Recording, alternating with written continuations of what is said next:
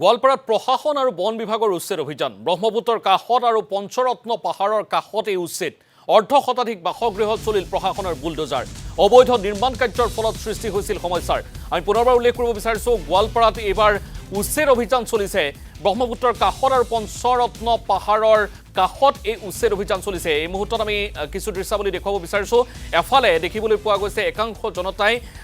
সেই স্থান পৰিত্যাগ কৰি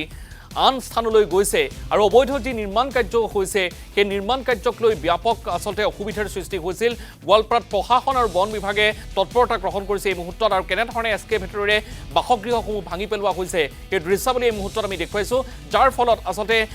যেহেতু অবৈধ কিছু নিৰ্মাণ হৈছিল এই অবৈধ নিৰ্মাণৰ ফলত বনাঞ্চলৰ প্ৰতি ভাবুকি আহি পৰিছিল আৰু এনে ধৰণৰ বহু ব্যক্তি আছে যিসকলে অবৈধভাৱে নিৰ্মাণ কাৰ্য কৰি অঞ্চলটোৰ যিসমূহ জৈৱ বৈচিত্ৰ্য সেই জৈৱ বৈচিত্ৰ্যৰ প্ৰতিও আসলতে ভাবুকি কঢ়িয়াই আনিছিল আৰু এই সন্দৰ্ভত বিতংভাৱে জনাব আমাৰ সতীৰ্থ সাংবাদিক বিশ্বজিৎ দাসে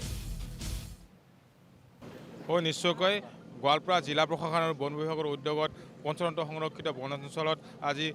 উচ্ছেদ চলি আছে ভিডিঅ' জানিছে দেখুৱাব চাওক ইয়াত প্ৰায়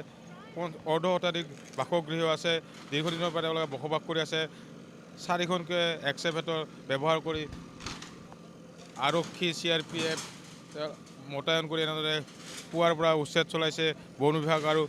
জিলা প্ৰশাসনে ভিডিঅ' জানিছে দেখুৱাই আছে এয়া সামগ্ৰিক পৰিৱেশৰ বাবে যিহেতু যি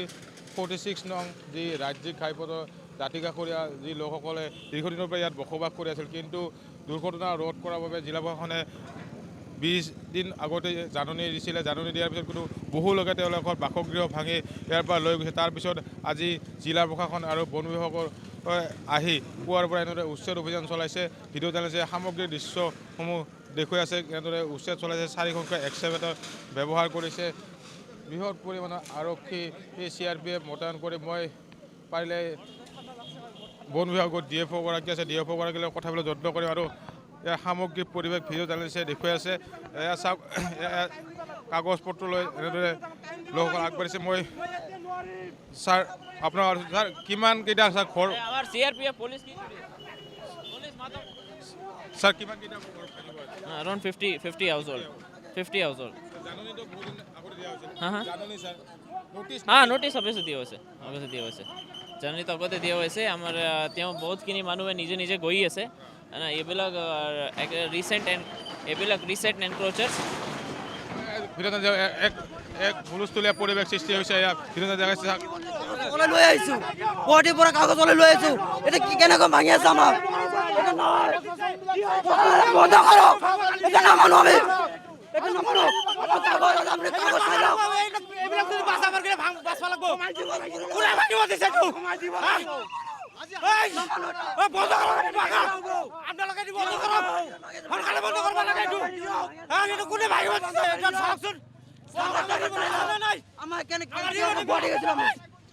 কিমান দিনৰ পৰা ইয়াত বসবাস কৰি আমাৰ দাদা মৰি আছে আজি 70 বছৰ হৈ গ'ল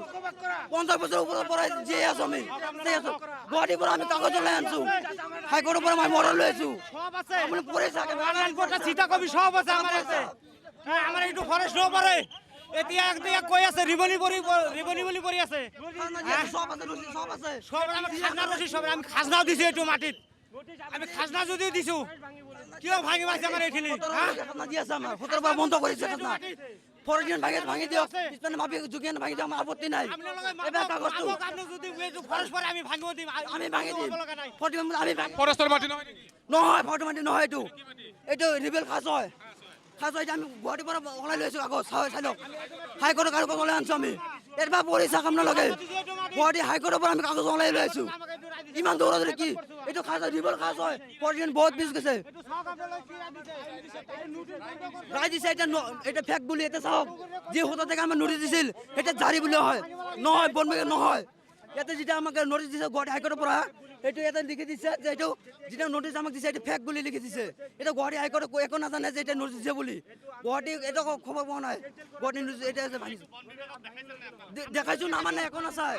আমি গুৱাহাটী বন বিভাগ একো নামানি আৰু এনেধৰণে উত্তপ্ত হৈছে পৰিৱেশ পৰিস্থিতি এই মুহূৰ্তত আপোনাক ধন্যবাদ জনাইছো বিশ্বজিৎ দাস আৰু দেখিবলৈ পোৱা গৈছে গোৱালপাৰাত প্ৰশাসন আৰু বন বিভাগৰ উচ্ছেদ অভিযান চলিছে এই মুহূৰ্তত আৰু